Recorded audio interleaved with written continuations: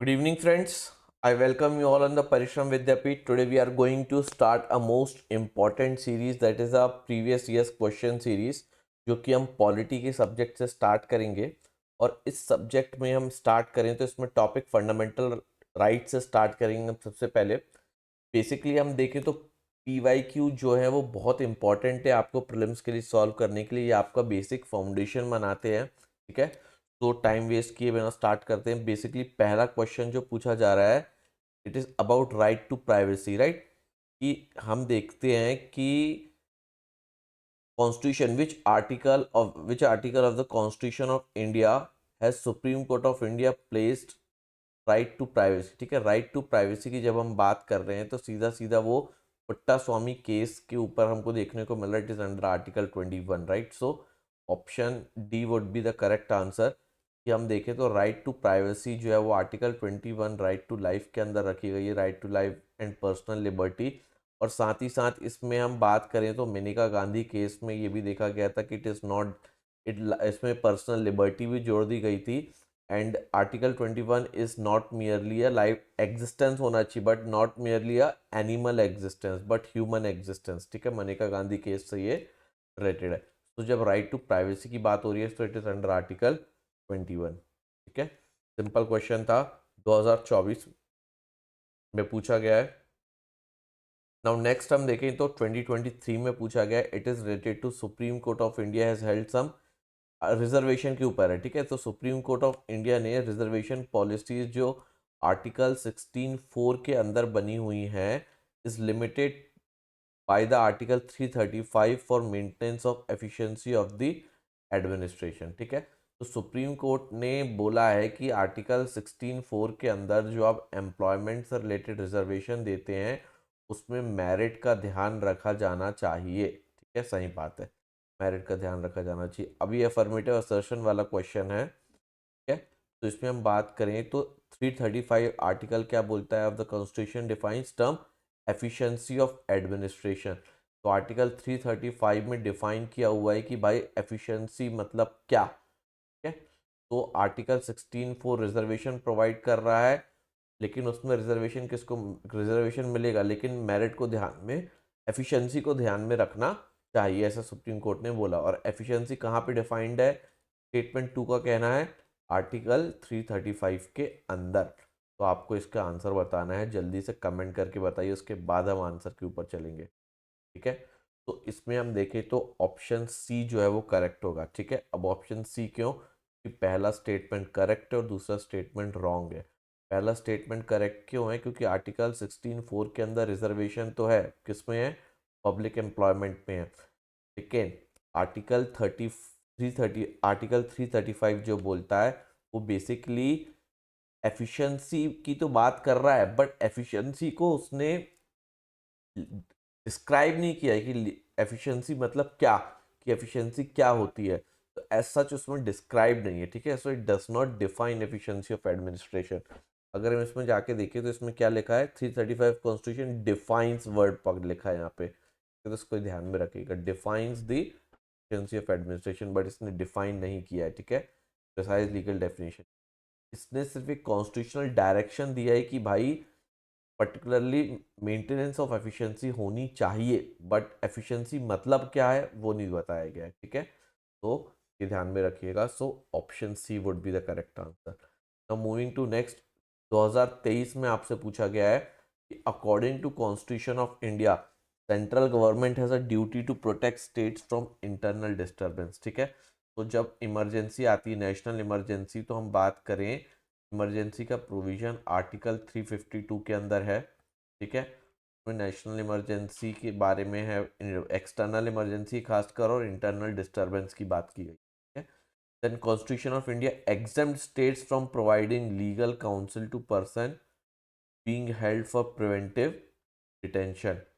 क्या कॉन्स्टिट्यूशन जो है वो एग्जाम करता है स्टेट्स को फ्रॉम प्रोवाइडिंग लीगल काउंसिल।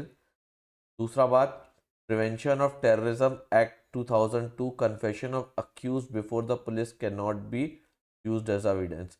मतलब कि पुलिस के सामने दिया गया बयान जो है वो कोर्ट में मान्य नहीं होगा, ठीक है।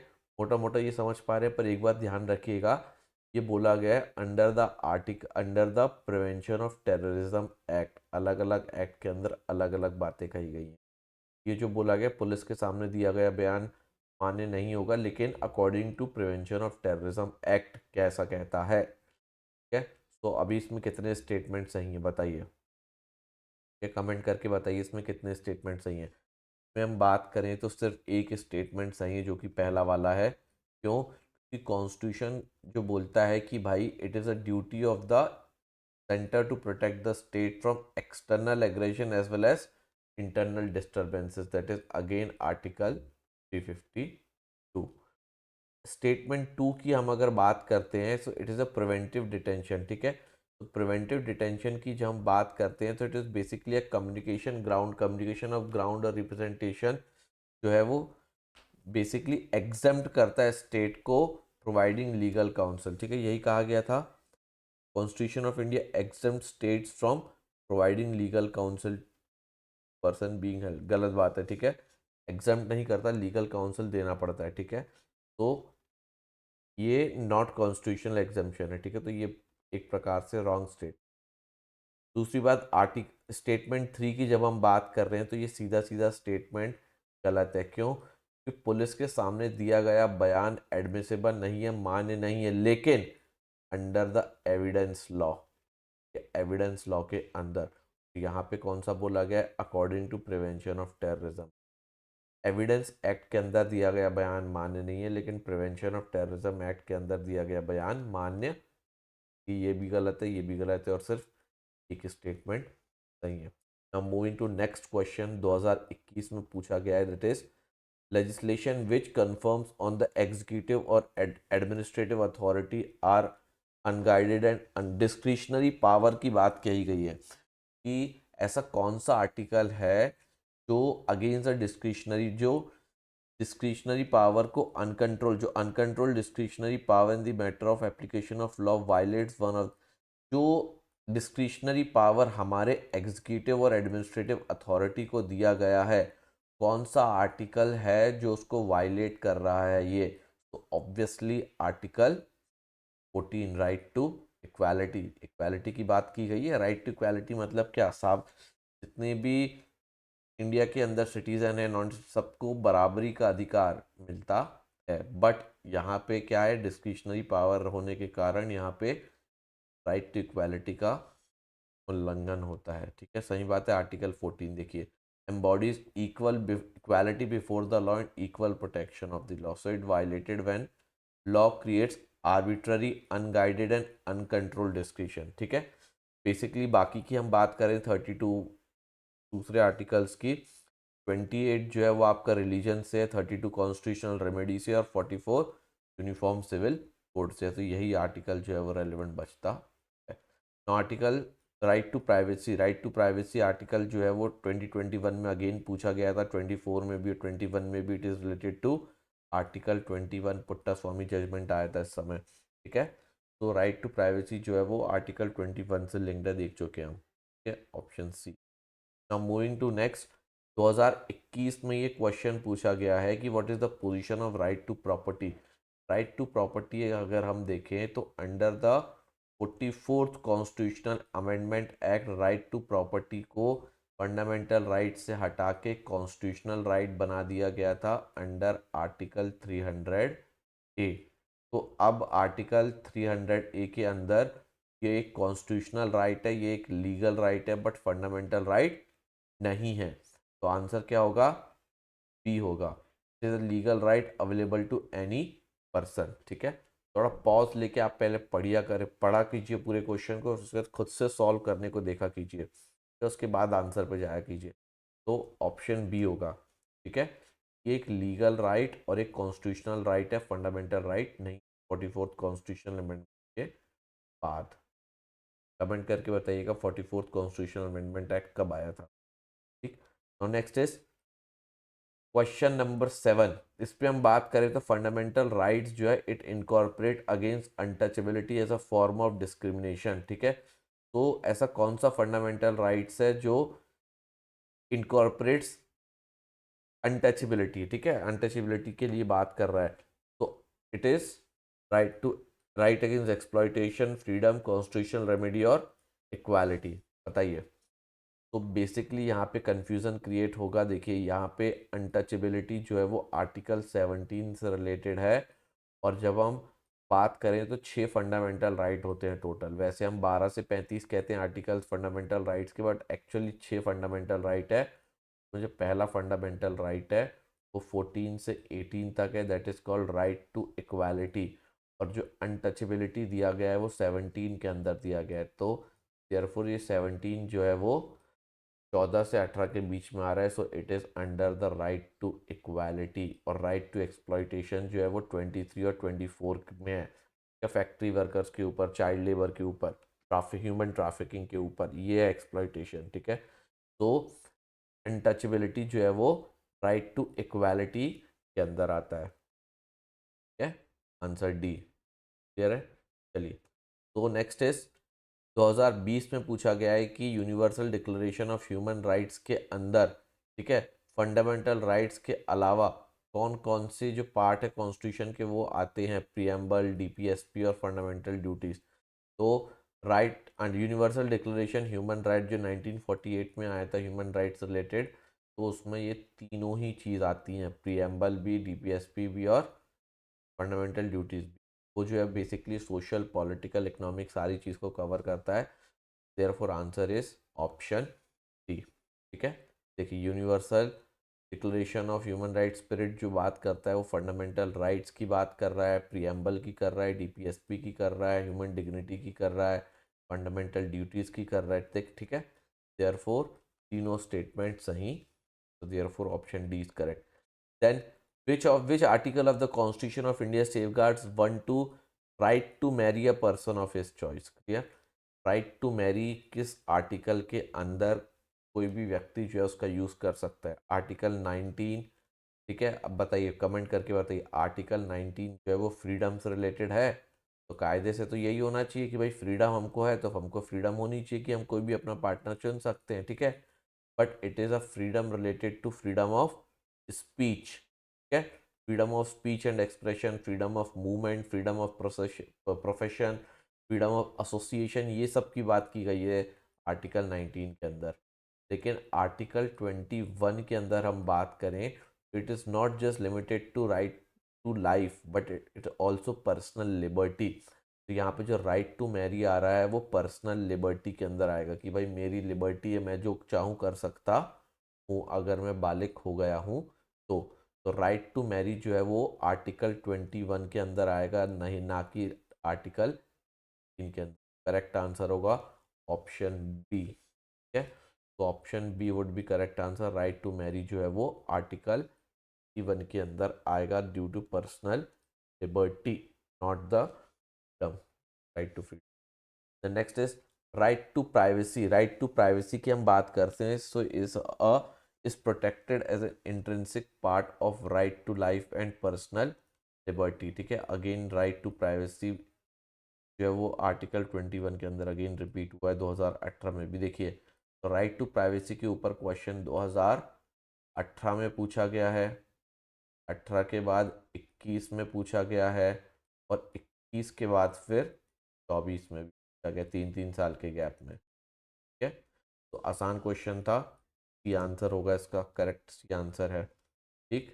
देन इसके अलावा हम बात कर ले दूसरे जो आर्टिकल लेंगे, 17 जो है वो अनटचेबिलिटी के ऊपर है, 21 जो है वो आपका ऑब्वियसली राइट टू लाइफ, 14 जो है राइट टू इक्वालिटी, और 24 जो है वो आपका चाइल्ड लेबर के ऊपर। ठीक है। The next is which of the following are envisaged by the right against exploitation in the constitution of India. 2017 में पूछा गया है एक्सप्लॉइटेशन, राइट अगेंस्ट एक्सप्लॉइटेशन हम बात कर लें तो आर्टिकल 23 और 24 जो है हमारे वो राइट ऑफ एक्सप्लॉइटेशन से रिलेट करते हैं, राइट टू एक्सप्लॉइटेशन से डील करते हैं। सो 23 और 24 में क्या है again, human trafficking, child labour, force labour, ठीक है, ये सब चीज़ आती है। तो prohibition of trafficking in human being and force labour, obviously पहला वाला सही है। अनटचेबिलिटी अभी बताया था 17 के अंदर आता है राइट टू इक्वालिटी में। देन इंटरेस्ट ऑफ माइनॉरिटी जो है वो 29 और 30 आर्टिकल के अंदर आता है। Prohibition of employment of children in factories. तो पहला और चौथा 23 और 24 एक्सप्लॉयटेशन से, तो पहला और चौथा क्या, ऑप्शन सी। तो option C would be the correct answer, right, option C correct. और article 24 prohibit the employment of children in factories and mines, certain hazardous employment यहाँ पे। देन बात करें हम क्वेश्चन 12 की, तो it is right to vote and to be elected in India. तो 2017 में एक क्वेश्चन पूछा गया था कि राइट टू वोट कौन सा अधिकार है। Right to vote is fundamental right, तो ऑब्वियसली नहीं है। नेचुरल राइट, कॉन्स्टिट्यूशनल राइट और लीगल राइट। तो जल्दी से कमेंट करके बताइए कि आर्टिकल जो राइट टू वोट क्या है। Right to vote is basically a constitutional right, ठीक है। 324 के अंदर यूनिवर्सल सफरेज की हम बात कर ले, 326 में दिया गया है इलेक्शन कमीशन के बारे में 324 और यूनिवर्सल सफरेज, ठीक है, कि सभी लोग को अधिकार है वोट देने का। सो राइट टू वोट आर्टिकल 326 के अंदर हमें दिखता है यूनिवर्सल एडल्ट सफरेज आपको वहाँ पे देखने को मिलती फ्रेंचाइज, ठीक। Next is it is a constitutional right under article 326।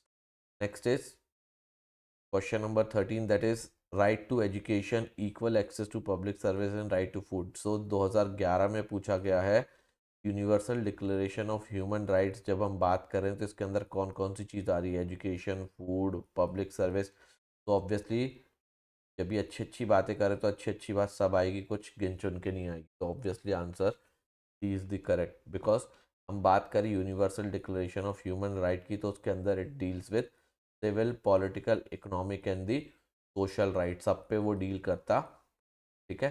तो एजुकेशन हो गया, equal access to public service हो गया, food adequate, standard of living improve करना हो गया, सारा कुछ जो है वो इसके अंदर आपको देखने को।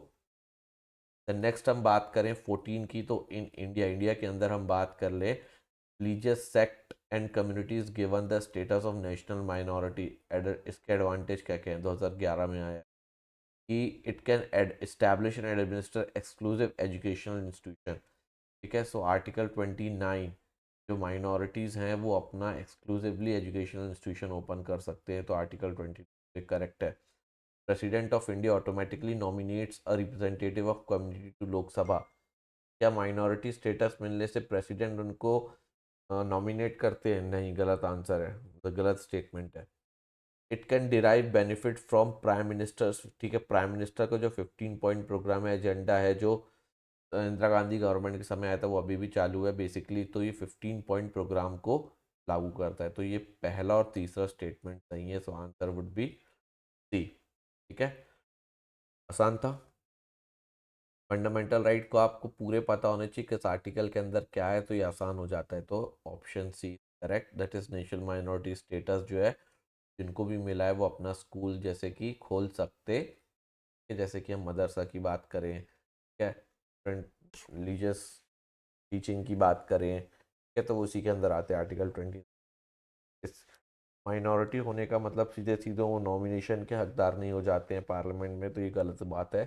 दूसरी बात ये 15 पॉइंट प्रोग्राम सही।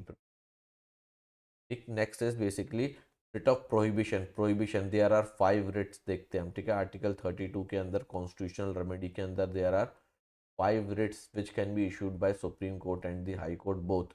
तो उसमें देखने को मिल रहा है कि भाई राइट रिट टू प्रोहिबिशन अलग अलग है, हैबियस कॉर्पस है, क्यो वारंटो है, एंडेमस है, प्रोहिबिशन है, सर्शरी है, 5 रिट ऐसी। तो रिट ऑफ प्रोहिबिशन की जब हम बात कर रहे हैं तो इसमें क्या कहना है, government officer prohibiting particular action नहीं, parliament and legislative assembly to pass a law, law pass करने को कह रहे हैं कि नहीं। It is basically a lower court prohibiting the country. Basically option C सही है। क्यों?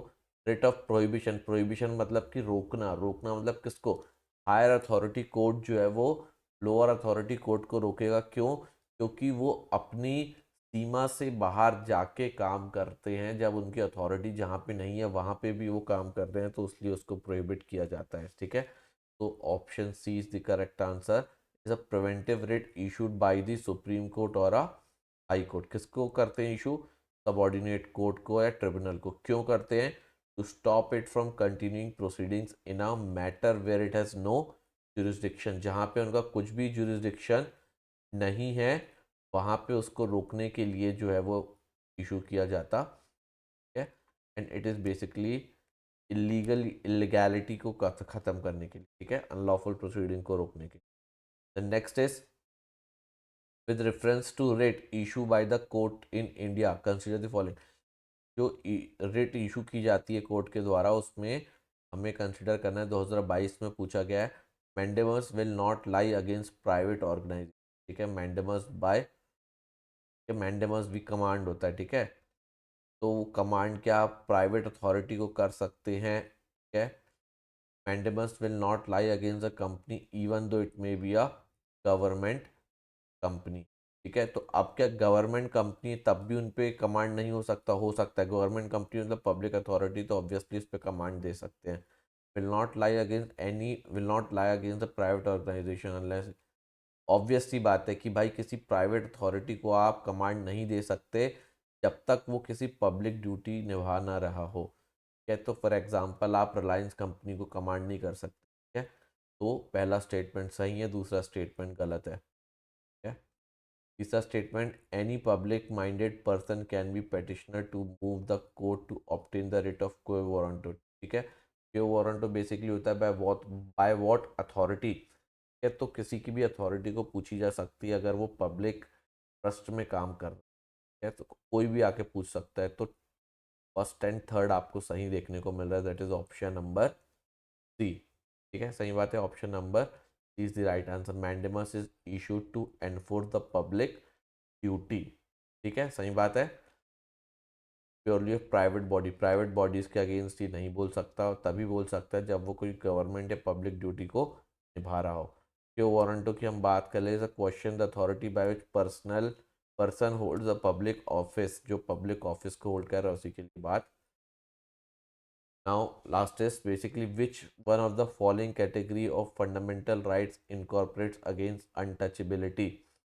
अगेन अनटचेबिलिटी के ऊपर हम बात कर ले, आर्टिकल 17 और कॉन्स्टिट्यूशन में 6 फंडामेंटल राइट हैं, उसमें पहला जो फंडामेंटल राइट है वो राइट टू इक्वालिटी है, जो कि डील करता है 14 से 18 के बीच में, 14 के बीच में ही आता है आर्टिकल नंबर 17, ठीक है। तो आर्टिकल नंबर 17 में आपको देखने को मिलता है right to equality is the right answer, fundamental rights incorporate होते देखने को मिलेंगे। तो constitutional prohibition of untouchability is contained in article 17। तो दो आर्टिकल के ऊपर आपको ज़्यादा क्वेश्चन देखने मिले अभी तक, एक तो राइट टू प्राइवेसी के ऊपर और एक अनटचेबिलिटी के ऊपर, यह फ्रिक्वेंट क्वेश्चन देखने को।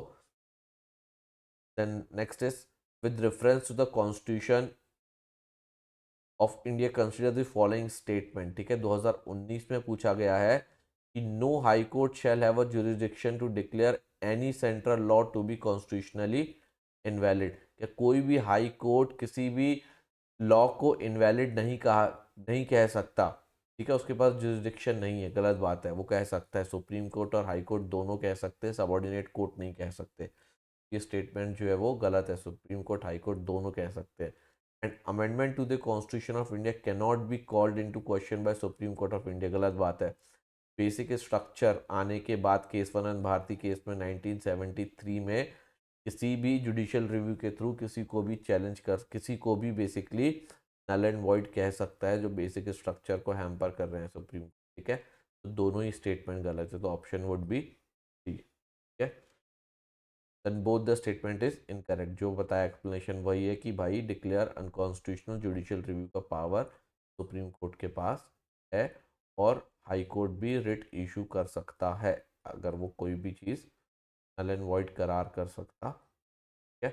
तो फंडामेंटल राइट के ऊपर बेसिकली हमने पिछले समय में 10 साल में ये पर्टिकुलर क्वेश्चन देखे हैं कि नेक्स्ट लेक्चर में हम डीपीएसपी और फंडामेंटल ड्यूटीज़ के ऊपर क्वेश्चंस लेके आएंगे पीवाईक्यू, ठीक है। चैनल अगर अच्छा लगा हो आपको लेक्चर तो चैनल को लाइक सब्सक्राइब और शेयर ज़रूर कीजिए, और पीवाईक्यू की प्रैक्टिस ज़्यादा से ज़्यादा करते रहिए, ज़्यादा से ज़्यादा टेस्ट लगाइए, नेक्स्ट मंथ आपका पेपर, ठीक है। और कुछ भी आप चाहते हो तो कमेंट करके बता सकते हैं, बाकी लाइक शेयर सब्सक्राइब करना। Thank you so much.